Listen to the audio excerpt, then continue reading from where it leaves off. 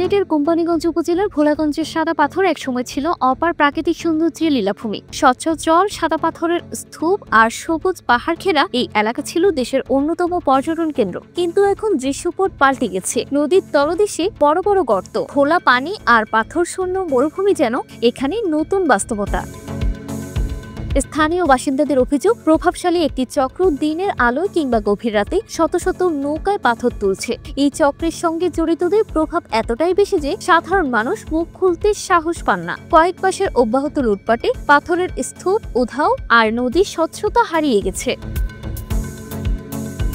কোম্পানীগঞ্জ উপজেলার বাসিন্দা মোহাম্মদ আব্দুল ওয়াদুদ শিপন গণমাধ্যমকে বলেন, সাদা পাথর লুটপাট বন্ধের দাবিতে আমি ব্যক্তিগতভাবে কোম্পানীগঞ্জ উপজেলা প্রশাসন, বিশেষ করে ইউএনও মহোদয় এবং সিলেট জেলা প্রশাসন, বিশেষ করে ডিসি মহোদয়কে একাধিকবার বিষয়টি অবহিত করেছি। প্রতিবারই তারা জানিয়েছেন এই বিষয়ে তাদের অভিযান চলমান রয়েছে, কিন্তু কোনো কার্যকর ব্যবস্থা নেওয়া হয়নি। আমি দৃঢ়ভাবে আশা করি সংশ্লিষ্ট কর্তৃপক্ষ দ্রুত সময়ের মধ্যে কার্যকর পদক্ষেপ গ্রহণ করে এই লুটপাটের অবসান ঘটাবে এবং অপরাধীদের বিরুদ্ধে কঠোর আইনানুগ ব্যবস্থা গ্রহণ করবে।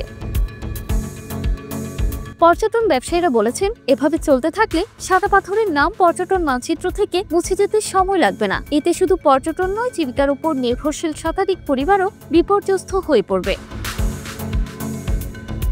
এ বিষয়ে জানতে চাইলে ট্রাভেলার্স অফ গ্রেটার সিলেটের অ্যাডমিন শেখ রাফি গণমাধ্যমকে বলেন, সাদা পাথরের এই নির্বিচারের পাথর লুট শুধু প্রাকৃতিক সৌন্দর্য ধ্বংস করছে না, বরং পরিবেশ, জীববৈচিত্র্য ও স্থানীয় মানুষের জীবিকার সরাসরি হুমকির মুখে ফেলছে। প্রশাসনের চোখের সামনে এই অপরাধ চলা মানে অপরাধীদের সরাসরি প্রশ্রয় দেওয়া। আমরা ট্যুর অপারেটররা খুবই ব্যথিত, কারণ এই ধ্বংসযজ্ঞ কেবল আমাদের পেশা নয়, আমাদের ভালোবাসার প্রকৃতিকেও হত্যা করছে। এখনই কঠোর আইন প্রয়োগ, দোষীদের দৃষ্টান্তমূলক শাস্তি এবং এই অবৈধ কর্মকাণ্ডের স্থায়ী অবসান প্রয়োজন, নইলে একদিন সাদা পাথর শুধু ছবিতে দেখার জায়গা হয়ে যাবে।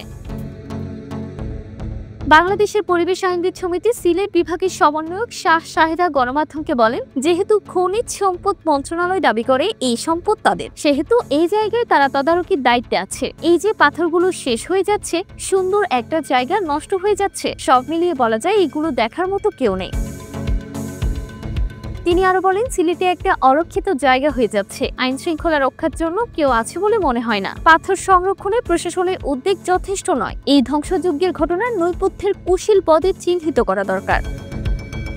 বিষয়টি নিয়ে কোম্পানীগঞ্জ উপজেলা নির্বাহী কর্মকর্তা আজিজুল নাহার গণমাধ্যমকে জানান, উপজেলা প্রশাসন নিয়মিত ভ্রাম্যমাণ আদালত পরিচালনা করছে, ভ্রাম্যমাণ আদালতের কাজ চলমান থাকবে।